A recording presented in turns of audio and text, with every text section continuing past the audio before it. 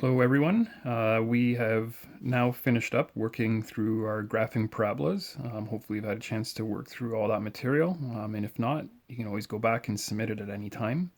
For the next 4 or 5 lessons or so, we're going to look at some algebraic skills. So today's lesson will be mostly review, but just to get our minds back on what algebra is and how it works. So I have some terminology and then a few examples here to work through, and then there's an assignment for you guys to practice some of your algebraic skills. First thing is when we're talking about algebra, we have these things that we call terms. A term is just when we have a number and a variable put together. The letter part here, so in this case the x squared, we call our variable. And the number part, when we have a variable, the number part in front is called our coefficient.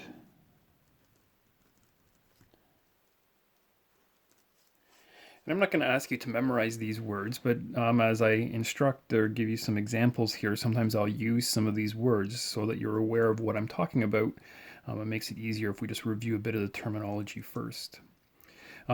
If we then put a bunch of terms together, we call that a polynomial or just a collection of terms. For example, if I had something like 6x squared plus 2y minus 6x minus 8. And we can always tell when one term ends and the next term begins because they will always be separated by either an addition or a subtraction sign.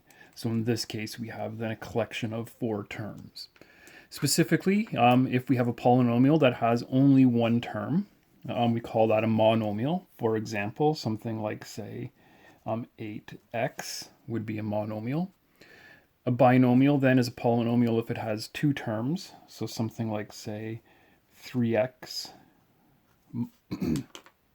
minus 2. Again, that subtraction is separating the 2 terms. And if we have 3 terms put together, we call that a trinomial. So something like, say, x squared minus 8x plus 2. And again, you can see our 3 terms here, separated by either addition or subtraction. And the basic skills that we have, we're going to build on over the next few lessons here as well, is really these 3 instructions: expand, simplify, and then putting those 2 things together, and we get this instruction: expand and simplify.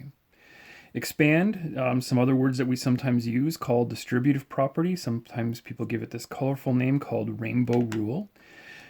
Distributive property says then if I have a number in front of the brackets, remember that a number in front of the brackets is indicating that we are multiplying. Distributive property or expand or rainbow rule says I'm going to multiply all of the terms inside the bracket by that 5. And again, in this case, we have 2 terms, 3x, and then we often consider the sign that is on the term as part of that term. So instead of just thinking of this as 3x and 2, I would think of this as 3x and a positive 2. If I distribute here then, 5 times 3x, we multiply the number parts together, so we get 15x, and 5 times 2, we keep our sign here, so we have plus 10. In the second example, we need to be a little bit careful because this time we are multiplying or distributing by a negative number. So we're going to have to think about what does that mean. And I'm going to circle the 2 terms that we are multiplying here with. So I'm multiplying it with an x, and then I'm multiplying it with a negative 6. When we have a term that does not have a coefficient, reminder that we think of the coefficient as 1. So I can do negative 2 times 1 would give me negative 2, and the x tags along. And this is where we have to be a little bit careful that we include that negative with the 6, because now I have a negative times a negative, and if you remember from the start of the year, 2 negatives when we multiply will make that a positive. So we end up with plus 12 as our answer here. If you need to use a calculator, go ahead and do that, and that will take care of the integer work for you. If you're good with your number skills and your integer work, then much of this work you'll be able to do in your head.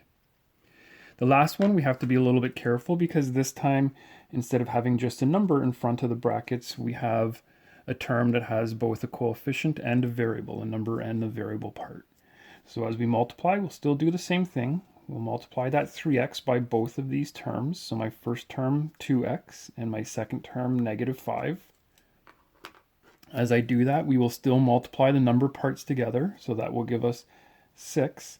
And we need to be careful that when I multiply an x by another x, what we get is whenever we multiply something by itself, it is squared. So x multiplied by x will give us x squared.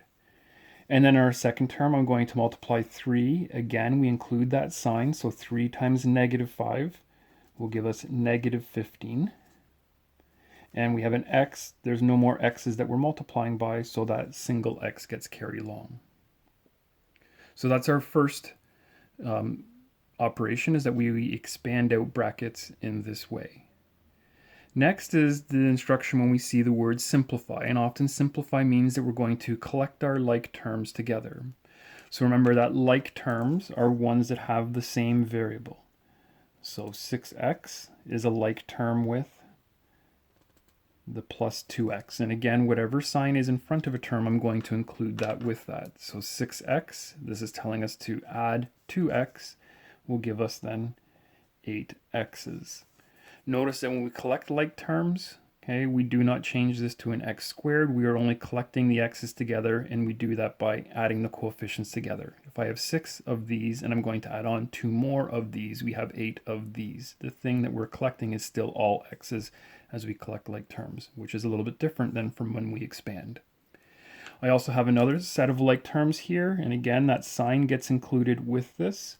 So I would treat this as a positive 5y, and then we are going to subtract off 8y. So if I add or subtract their coefficients, in this case I have positive 5 subtract 8, I would end up with a negative 3 or subtract 3y. We can also do that in this example here.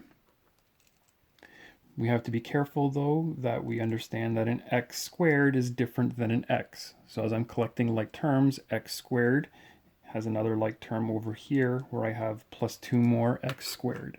So I have 8x squared plus 2x squared gives us 10x squared. Again, we keep that sign with each term. So next I would consider this a negative 6 or subtract 6x. Negative and subtract really mean the same thing. And I have another one over here where I am subtracting x. A reminder that when there is no coefficient, we can always squeeze a 1 in there. So I have negative 6x minus 1. Remember, when we're collecting like terms, we're thinking about moving on our number line. So negative 6, move left 6. Minus 1 means move left 1 more. So we would then be on our number line at negative 7x.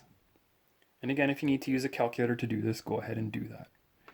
In the end, we have another set of like terms. I have this plus 1, which has no variable, and I have this minus 7, which also has no variable. So if I have positive 1 minus 7, then we would be at negative 6. And there is my simplified polynomial. We cannot simplify any further. These are not like terms. So if we have terms that are not the same, that are not like, we cannot collect them together. So this is my final answer here as a binomial, since x and y are different. This is my final answer here as a trinomial, since x squared, x, and this term with no variable are all different and we cannot collect them together. Lastly then would be to put these two instructions together, which is to expand, multiply out the brackets, and then to collect our like terms together. So what we see in this example is that I have this 3 that is being multiplied into this first bracket. And we need to be a little bit careful here because again, I'm going to circle that negative with the 2. I have a negative 2 that is going to be multiplied into that bracket. As we do this, again, we also need to make sure that we keep the sign with each of those terms inside the bracket. So I'm going to circle all of my terms here and include the sign with it. As I multiply or expand out brackets like we did here, the brackets disappear. So I'm going to say here that we have 15x and minus 6. I'm then going to take my negative 2 and multiply it into the second bracket. Again, you may need to use a calculator. Careful with your integers. Negative 2 times 4 will give us negative 8x. Negative 2 times negative 5 will become positive 10. We can then collect our like terms together. I have a 15x and I have a minus 8x. 15 minus 8 will give us 7x. And then we have these terms with no variable. Again, I'm being careful to include that sign with that and include that sign with that term. So I now have a negative 6 plus 10. And if we do that, we end up at plus 4. Remember that this is saying start at negative 6. When we add 10, it means on our number line, we're moving to the right. So if you start at negative 6 and move right 10 spaces, we'd be at positive 4. We can do the same thing here. The only difference is that I've now included this variable as part of the term that we're going to multiply by. So I'm going to multiply by 5x with these two terms here. Again, not a bad idea. We want to circle all of this. I'm going to do the same thing here. I have a plus 4x, and I'm going to multiply that by 3x and a positive 1. So as I do this, 5 times x, so we multiply the 5 with the coefficient, which is a 1. X times x gives us x squared. My next term, 5 times 2 gives us 10, and the x, there are no additional x's, so that x just trails along with it. Positive 4 times 3 would give us plus 12. X times x is x squared. Positive 4 times 1 is 4, and there's no additional x's that we're multiplying by, so I end up with 4x. My next step then, that's our expand, our simplify, collect our like terms. I have an x squared and another x squared term that I'm collecting. Again, I'm including that sign with this. 5 plus 12 will give us 17x squared. Again, as we multiply, x times x gives us x squared. As we collect like terms, the x squared stays the same. We're only collecting and saying how many x squareds do we have. And then I have a plus 10x and a plus 4x, which will give us then plus 14 x's as we collect them together. Last example, same idea. Okay. I have this 2x here that I'm going to distribute into the brackets. Again, if it helps to keep track of the signs and the numbers, you can circle all of this. So there's what I am distributing. 2 times 3 gives us 6x squared. 2 times negative 5 gives us negative 10x. The second one, as we circle this, sometimes a little bit of confusion here because the only thing sitting in front of the bracket is a subtract sign. Remember that we can always add a 1 in here and say what we're going to do is multiply everything by negative 1. And this time I have a trinomial or 3 terms. That's fine. We take that and we multiply it by all 3 of these terms. And again, I'm going to circle them and include the sign in front of each term with that number. Negative 1 times 1 would give me negative 1x squared. Negative 1 times negative 6 would give us positive 6x. Negative 1 times positive 5 would give us negative 5. If I now finish off by collecting our like terms, I have a 6x squared, and I'm going to subtract off 1x squared so that we get 5x squared. I have a negative 10x and a plus 6x. So if I collect them, we need to be careful again with our integers. Negative 10 plus 6 will give us negative 4x. And then at the very end, we have one term that's left over, nothing to collect with it, so it just tags along. We say then we have also a subtract 5 with no other terms to collect with it. There's our final answers.